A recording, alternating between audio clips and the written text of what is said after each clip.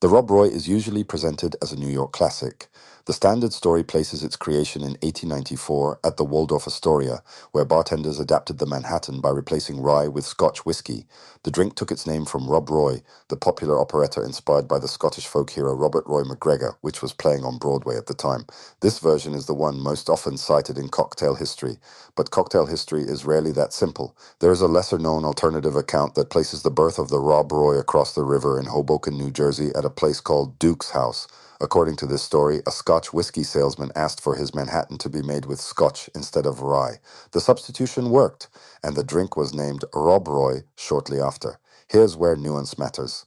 The Waldorf Astoria origin fits neatly into late 19th century New York hotel culture and is supported by multiple secondary sources.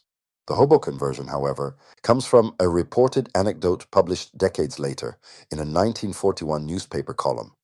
It's plausible, historically consistent with the era, but not documented at the time of creation. So which is true? The Waldorf story remains the most solidly documented.